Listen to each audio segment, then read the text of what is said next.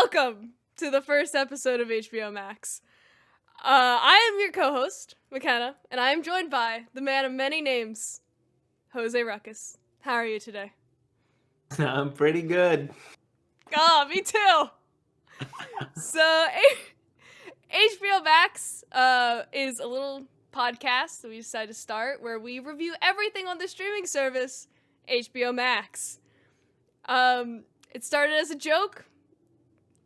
The people wanted it, though. The people wanted it. So It was demanded that we make it real, so it is real now. It is real now. So here it is, HBO Max debut.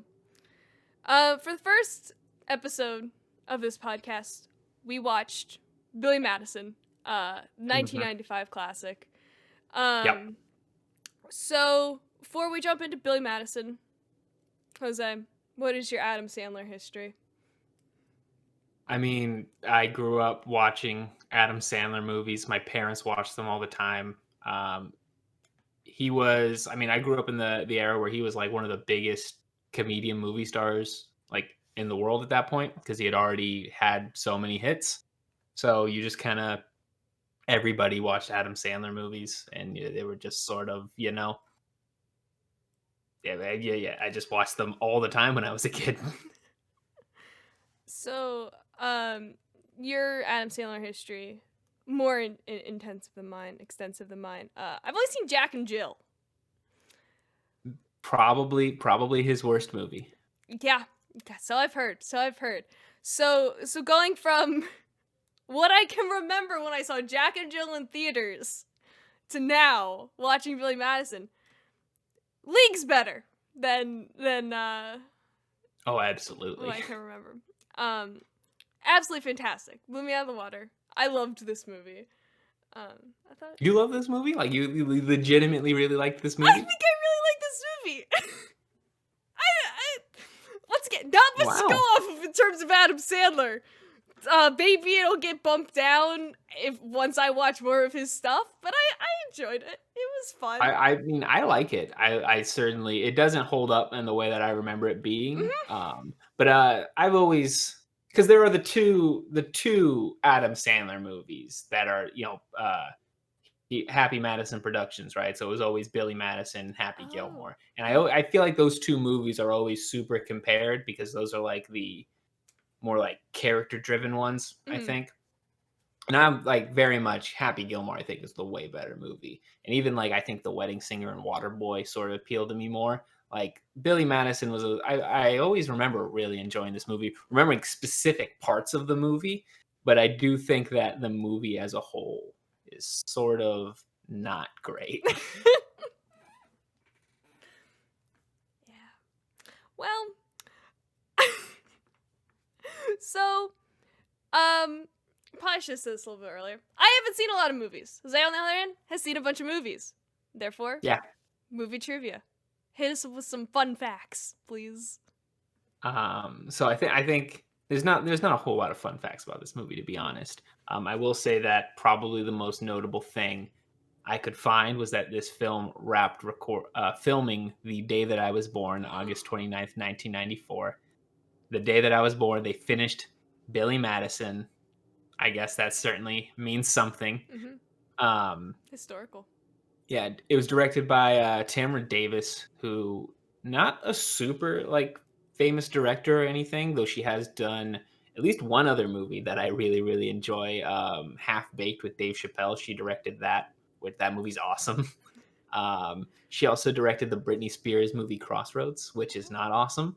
Oh. And that's sort of it for her like film work. She did a bunch of music videos, like Sonic Youth music videos and stuff, and then just like TV episodes. But yeah, I guess what like is important about this movie is that it is Adam Sandler's like first, like really like it's an Adam Sandler movie. He had done one movie before this, Overboard, which is notoriously terrible and like was made before Adam Sandler was famous, before he was on SNL, anything like that. So then after that, he goes on SNL, becomes one of the stars of that generation of SNL. Him, Chris Farley, David Spade, Rob Schneider, all those guys who would eventually just essentially be like Adam Sandler employees, I guess. So he was like, I mean, him and Chris Rock, I think, are the real Chris Farley, obviously, but Chris Farley would not stick around to really get to be a superstar, unfortunately. So I think that generation is mostly remembered for Adam Sandler and Chris Rock. But I mean, this is definitely an SNL movie, and you can tell that. And it, I mean, not so much cast from like the way Wayne's World was, right, where it was like that was like an SNL produced movie with a bunch of SNL people in it and stuff. This is more of just Adam Sandler getting his friends to do this movie that he wrote, like Norm Macdonald and geez, what's his name? Uh, Chris Farley, obviously. That's not who I'm talking about, but the Tim Hurley, who co-wrote this movie, was a longtime writer on SNL, and then I think he's co-written like the majority of Adam Sandler's movies. Oh wow! Like pretty much most of the ones that you can like think of off the top of your head, he's co-written them with Adam Sandler. And then the other SNL alum who appeared in this movie, who is like I was kind of surprised by. I didn't recognize him at all, but it's I scroll down here on my page. James Downey, who is Robert Downey Jr.'s uncle, plays the Oh, principal, who is the host of the Jeopardy style contest at the end. figured. Yeah, he was a writer on SNL forever, which I sort of I always kind of wondered. You know, Robert Downey Jr. was on SNL. He was? Yeah, for one season he was on SNL, and I always Oh, was I like didn't know that. really surprised by that. Mhm. It was like I think he was on what is considered like the worst SNL cast of all time. Oh no! Yeah, whereas like literally like they tore down the entire cast after one season because it was so bad. But I would imagine that James Downey, his uncle, being a writer on SNL, might have helped out with that, and that would Mhm. explain a lot because Robert Downey Jr. doesn't strike you as the type of guy to be No, on SNL. definitely not. But No. I guess James Downey is like a really well-renowned like political comedian, and Mhm. so that whole era of Weekend Update of like Norm Macdonald through David Spade, which is I think the best Weekend Update of all time. Mhm. Um, that was like mostly written by James Downey, I guess. He's like really funny dude. Norm Macdonald obviously also in this movie. I love Norm Macdonald. Um, he's I think kind of a real asshole to be honest, but I find his sense of humor to be like just really funny. And he gets paired up with Mark Beltzman in this movie, who they did a movie together called Dirty Work, which is really funny. Um, now that's sort of like the highlight of Norm Macdonald's film career, unfortunately. But and then obviously Chris Farley is just kills it in this Mhm. movie. One of his, I don't know, it might be one of his most famous roles, as just the crazy bus driver. One of easily the best parts of the entire movie is Mhm. Chris Farley. Oh, Just oh my god, when they absolutely. what is it? They throw the sandwich at him or whatever while he's driving the bus, and he's just it's so Explodes. good. Um. It's so funny. Then he accidentally technically kills the whole O'Doyle family when he throws the Mhm. banana peel outside. I was like, that banana peel, that's gonna come back, and it does. You get a couple of insert shots of the banana peel, like they're really setting it up, Yeah, and it does nothing too. Like no. it's not like a consequential to the plot. I know, yeah. I was expecting something to happen. Like they cut to the decathlon. I was like, oh, someone's gonna come in and bust in. The O'Doyles are dead. No, nothing for the rest of the thing. I was like, all Yeah, right. there's literally no payoff. Yeah, no. It's just. Oh, God. Well, Um, choking up about the O'Doyles. I think another somewhat interesting thing is obviously Bradley Whitford is in this movie as Eric Gordon, which is sort of weird casting. I've read that Bradley Whitford has never actually watched this movie at all, Oh. but I've heard that at the time around like 1995 when this movie came out, people would like regularly come up to him and yell business ethics at him, and he didn't really understand the joke because he had just done this job, and then like I don't think he liked doing this movie at all. So, He wiped um, it from his memory. but I've been told that his role was supposed to be done by David Spade, and that there was Oh. there was some kind of conflict to where David Spade couldn't do it, Mhm. or maybe he just wasn't interested. I don't know. Now, would you have preferred if David Spade was I Eric? think so, Mhm. honestly. Bradley Whitford's really, really good in the role, and actually, I think like especially like the ending with the business ethics things Mhm. where he just drives him crazy and stuff. I think he would pull that off and did pull it off way better than David Spade would have. Mhm. But it would have just been cool to have another movie where these guys are all together, like all the guys that you know, Right. and one that isn't like grown-ups. Mhm. Yeah. Because honestly, like I don't think there are a lot of Adam Sandler, David Spade together movies. Like David Spade was normally paired up with Chris Chris Farley, Farley. yeah. That's how I Yeah. know him. I know him from Tommy Boy. Yeah. Tommy Boy, legendary. Oh, absolutely. Yeah. 100%. I mean, if you're talking about like going back of movies, like I would say a lot of people will put like Tommy Boy and Billy Madison in the same category, and like, man, Tommy Boy is way better than this Oh, movie. oh yeah, I definitely put Tommy Boy over Billy Madison, but Yeah, I would say this is like the lower tier of the early Adam Sandler movies, mhm. of like the Happy Gilmores, The Wedding Singer. I think a lot of people put this like maybe like 2 or 3, like because I think like the ones that everybody really loves is Happy Gilmore and The Waterboy, Mhm. and like a lot of people would put this one up there, but I would say I like even The Wedding Singer more than this. This is the funny parts are super memorable, Mhm. but the rest of the movie around it is just sort of weird. It's a very weird premise, but I think does play really funnily. Mhm. But yeah, it's just there's some weird stuff in this movie. Yeah, yeah, I noticed that. Something probably wouldn't fly today. I don't know. Um, I think the part that weirded me out the most was the Valentine part with all like the 9-year-olds Yeah.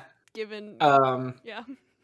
I think it's a funny bit just because it's Mhm. like intentionally ludicrous, and it's also not like Adam Sandler is just sort of playing along with it. Yeah. Like he's not sending them Yeah, Valentines. that I is think true. that's what Yeah. makes it okay. Yeah. Um I think the jokes of the principal aren't very good. Yeah. Cuz That for some reason I thought at first when the principal I thought it was a dream sequence or something for some reason just cuz I was like what's happening? Why not is not out of character for this movie that has 2 weird musical numbers in it. that threw me off too. I was like what's going on? The second one is funny because it's like super over the top where they're Uh-huh. singing, but after they come up with the plan and then he just dances on the staircase for a couple minutes. What is Just, it's Billy Madison being Billy Madison. I guess. Speaking of Billy Madison being Billy Madison, I think that is like my biggest like criticism of the movie, and I think what makes it to where I kind of didn't like it too much. It's just like you have absolutely no reason to root for Billy at the start of this movie. Mhm. Like he's just annoying. Oh, yeah. I felt that at the beginning as well. It's just like, dude, try a little Yeah, bit. like Come on, there's man. there's no reason for me to be like, yeah, this guy should run the company. Like, Yeah. no, no, it's bad. He sucks. Eric is the right choice. Just give it to Yeah, him. and like they have that good like through line of him like somewhat being a better person. I feel like he doesn't totally learn a lot of lessons.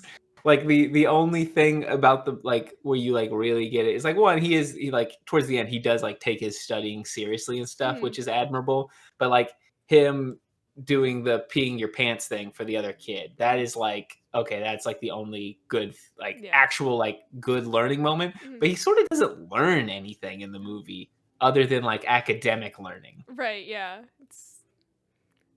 It'll be interesting. Then he's like, I'm gonna be a teacher at the end. That'd be interesting, having him I as a do teacher. I do really like that ending Mhm. where he goes like, "I'm not gonna run the company." Yeah. Like, I do like that he decided to be a teacher, like, he learned the value of the, educational system and Right. stuff and, like, appreciated his teachers, and now he wants to be a teacher, which is actually, Adam Sandler's mom is a grade school teacher, so I think that is Oh. like a, like, shout out to her and stuff, Mhm. and I guess she said that this is her favorite movie of his. So that's kind of nice. Yeah. Good for Adam Sandler's mother. I'm really happy that Carl got the company. That made me Yeah, really Carl, happy I at the like end. Carl. I like Carl. Carl's great.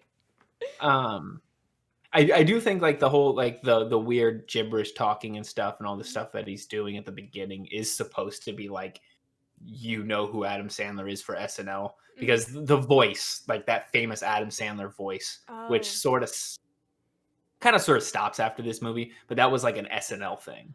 interesting. Okay. All right. Like I said, only seen Jack and Jill, so I didn't know Yeah. that. I just thought it was.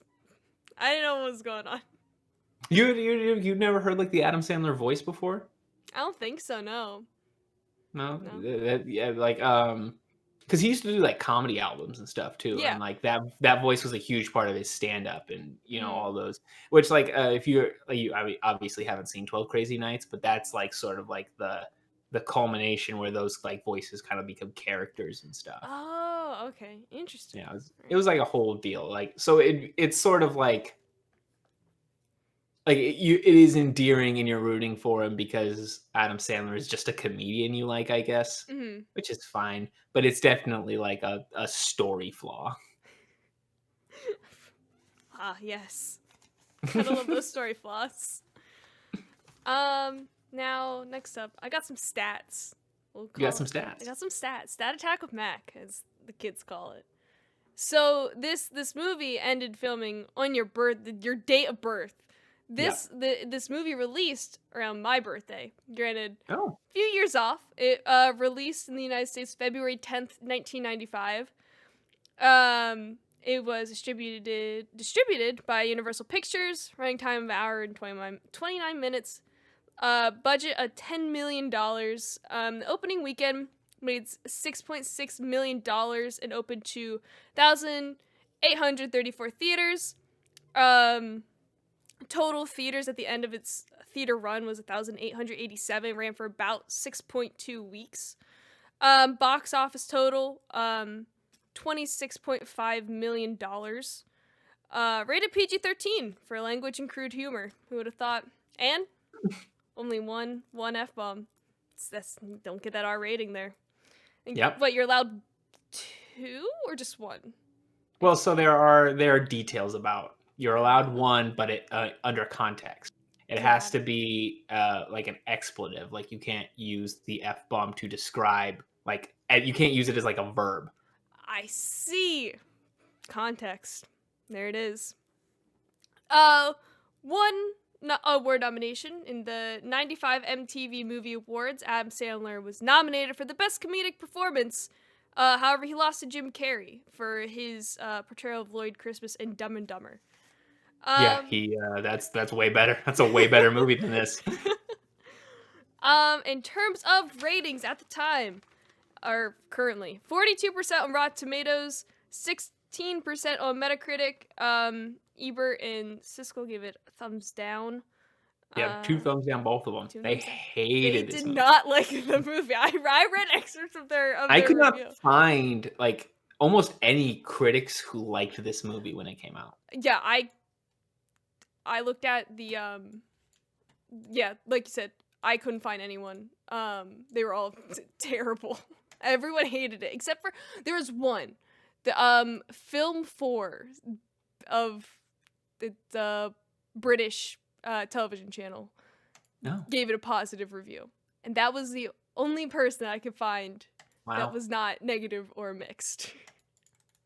Yeah, it's the film. It's like there are memorable moments. There's some really funny moments in it, but that's sort of all it is. Mm-hmm. And like, there's a lot of unfunny stuff or just nothing in between. Mm-hmm.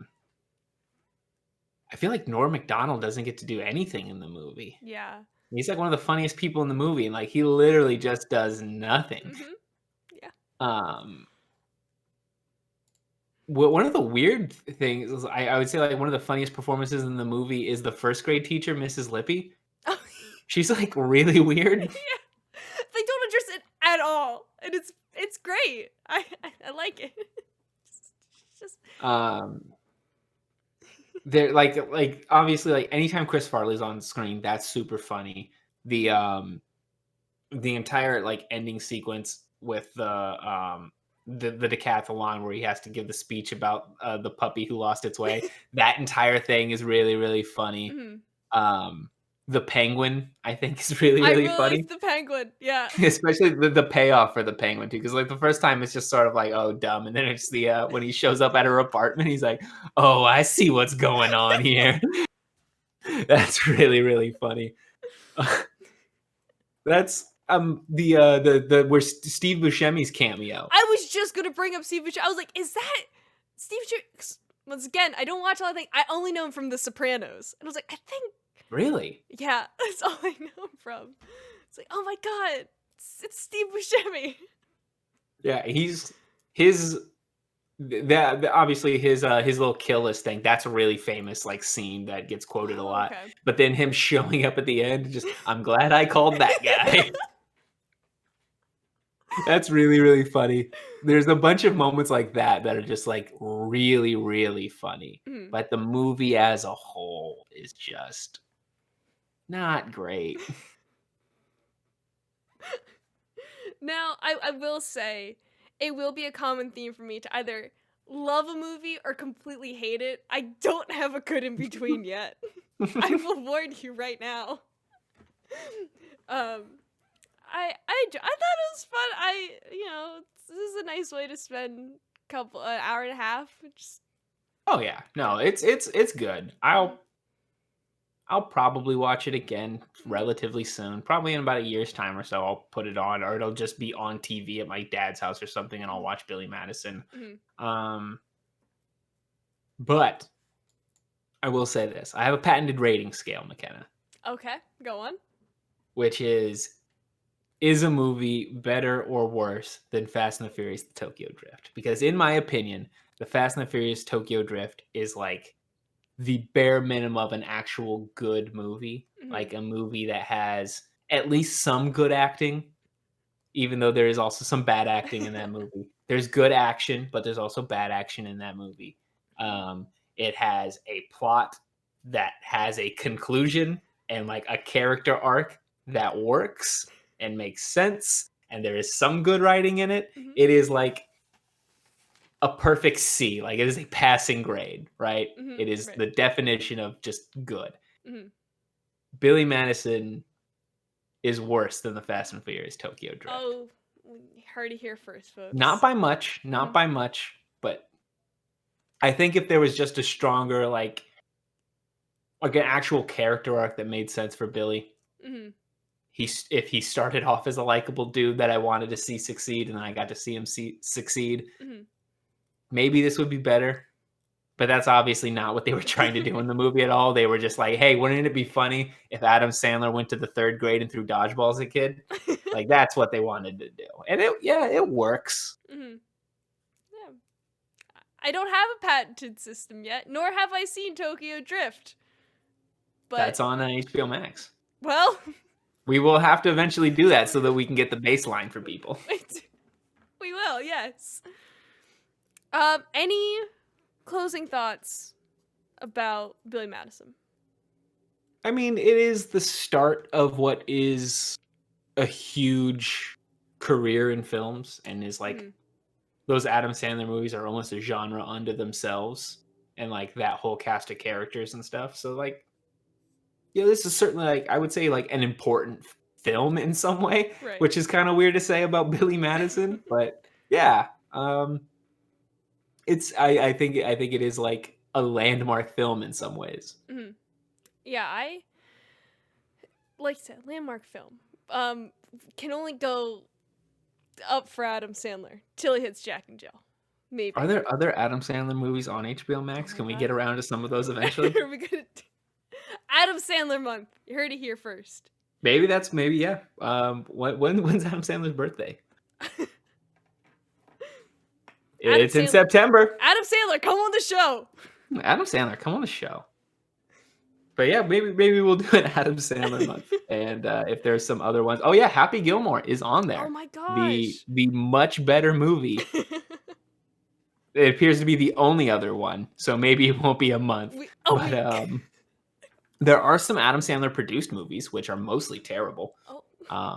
The Hot Chick and Dickie Roberts' former child star. Both bad movies. Oh. Maybe they'll make an appearance in September. Maybe. We'll see. Maybe we'll see. Let us know when you guys want us to do Happy Gilmore. Yeah. Do it on Adam Sandler's birthday. I don't know. Yes. Let us know. What should we watch next? What do you want to see? What do you want to hear us talk about?